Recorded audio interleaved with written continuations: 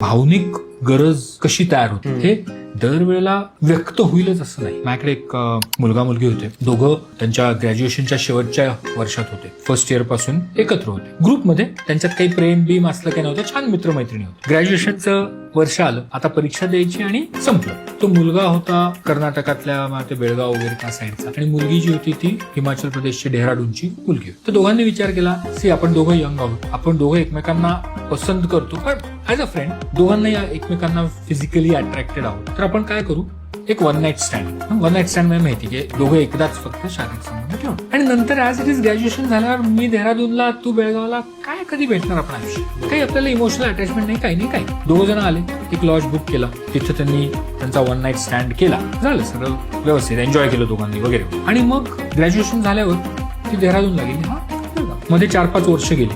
त्या मुलाचं दुसऱ्या मुलीबरोबर लग्न.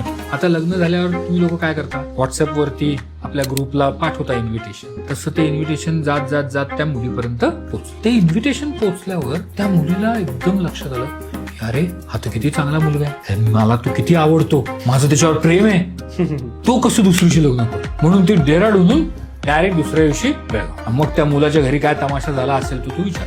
म्हणजे हे सबकॉन्शियसली त्या मुलावरती तिचं प्रेम होतं, तिला तो आवडत होता, व्यक्त नव्हतं झालेलं. पण त्यांनी जेव्हा तो वन नाईट स्टँड एन्जॉय केला ना, तो एन्जॉयच केला कारण त्या दोघांमध्ये बॉन्ड. ते जाणीवपूर्वक त्यांना समजलं पण नव्हतं, ती जाणीवच झाली नव्हती, पण ती जाणीव व्हायला एक एपिसोड व्हायला लागला लग्न. सो त्यामुळे जर का आपले शारीरिक संबंध जर येणार असतील तर तिथे इमोशनल बॉन्डिंग असल्याशिवाय येऊ देऊ नका. आणि ते जर नाही नसेल तर तुम्ही एन्जॉयच करणार नाही, मग तुम्ही ठेवणारच नाही.